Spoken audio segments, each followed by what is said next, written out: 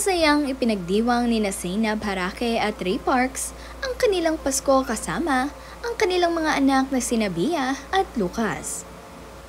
Bago ang lahat, huwag niyong kalimutang mag-subscribe at pindutin ang notification bell para maging updated sa ating mga susunod na videos. Maaga nga ang naging Christmas celebration ni Zainab at Ray dito sa Pilipinas dahil itong si Ray ay wala nga sa mismong araw ng Kapaskuhan. Kaya naman maaga nilang ipinagdiwang ang Christmas. Ang cute nga eh. Pero ako para sa'yo, anak. Para sa'yo ito, anak. Okay, daw yun.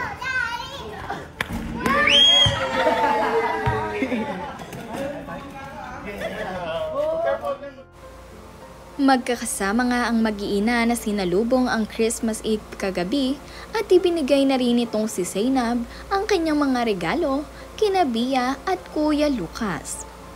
Ito naman ngang si Ray Parks ay napakasaya para sa kanyang mag-iina. Ang buong Harake team nga din at ang Harake family ay masayang nagkasiyahan kagabi. Ang mga bata nga na sina Nisha, Lucas at Bia ay tuwang-tuwa para sa kanilang mga naging regalo.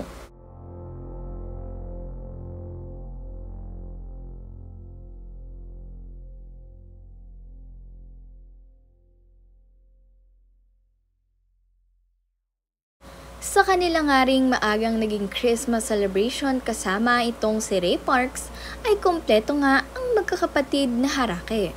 At nandirito nga din ang kanilang tatay, kaya naman kompleto ang Harake family.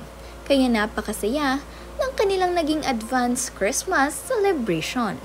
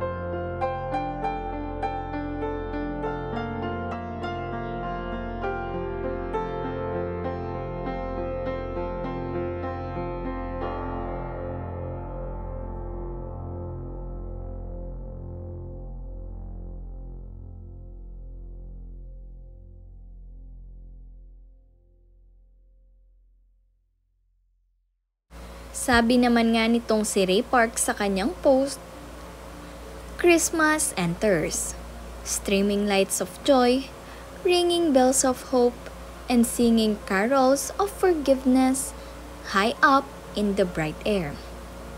Merry Christmas from me and mines, to you and yours. Sabi naman nitong si Zainab, we love you so much. Sana next year, nandito ka na.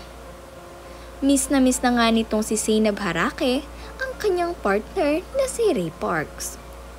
Kompleto naman nga ngayong Pasko itong si Narana at dahil nandirito itong si Tonying.